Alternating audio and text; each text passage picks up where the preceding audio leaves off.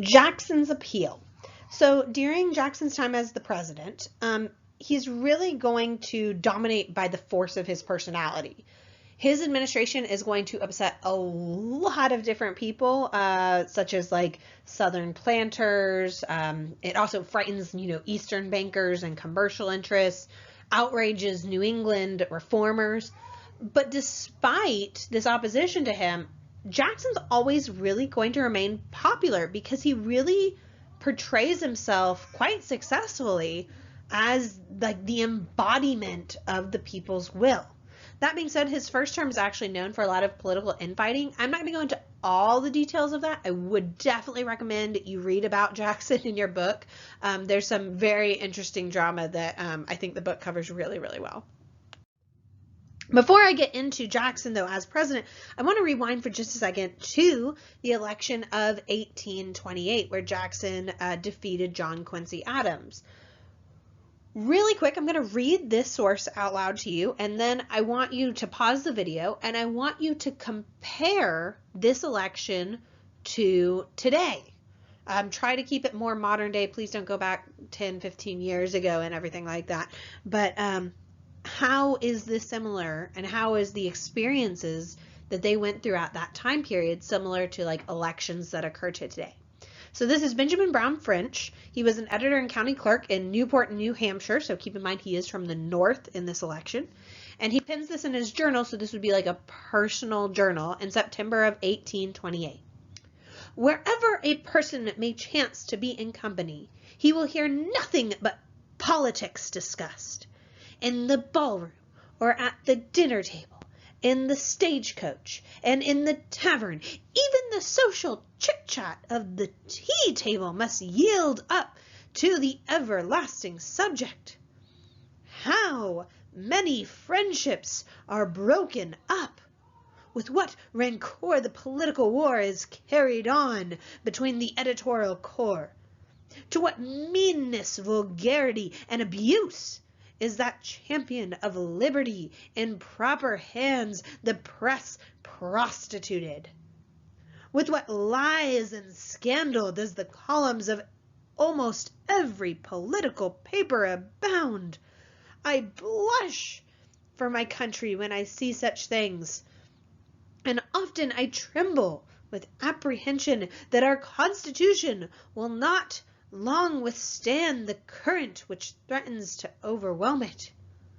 Our government is so based that an honest difference between American citizens must always exist. So please feel free to pause the video so you can take a second to compare it.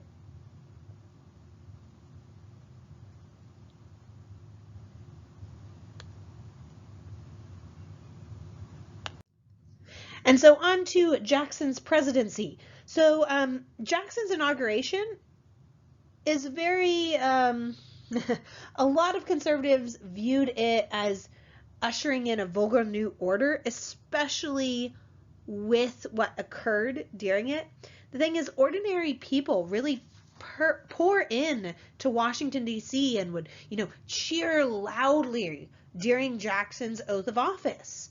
And then they would go on to follow him back to the White House for a reception. And what happens is so many people crowd in, and they're so disorganized that they would make like servers make drinks go flying, and you're getting like china and glass like shattering all over the floor. In many ways, this is poignant for Jackson's presidency. Some people are going, oh, this is, giving up so much to the people, and we're not staying organized, and so much so. But others are going, no, it's doing exactly that. That Jackson, so many people saw Jackson as, for the people more than anything else, and against, government intervention that helped only the rich and powerful. And Jackson's going to go with that theme. In fact, he would start by proclaiming that he is going to reform the appointment process for federal office holders. He accused his predecessors, especially John Quincy Adams, as having created this, social elite that was self-serving bureaucrats. And so he's like, no, I want to make the public offices more beholden, to the popular will of the people. The thing is, this is more style than actual substance.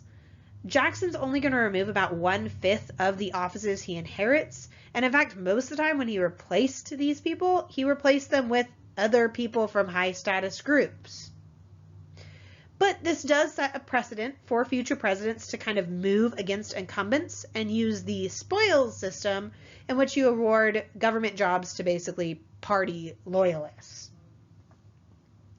One of the big things Jackson also is going to move against is Henry Clay's American system. Now, Henry Clay's American system is going to include things like a protective tariff, the national bank, federal subsidies for, internal improvements. And Jackson, as well as his followers, are going to see this system of government as government favoritism at its worst. That it's, these costly benefits that at the public's expense, but only for special interest groups. But what gets complicated here is how Jackson, defines special interest groups. And really quick, if I was to define Jackson in one word, it would be complicated. And we're going to see a whole lot more to Jackson. The thing is, for instance, when Jackson was president, at one point he would veto the Maysville Road Bill. Now, this would have built roads in Kentucky. And the reason he vetoed this is he says it's unconstitutional because it only benefits those in Kentucky and not the entire nation. So thus a special interest group. But the loophole that actually is here and that Jackson would use is that he doesn't rule out like congressional appropriations for projects that he deems beneficial for the general public. So he could have just said no and let this gone on through, saying that, oh no, it benefits the general public. And so that's where it gets really complicated of where are the special interests and where aren't they.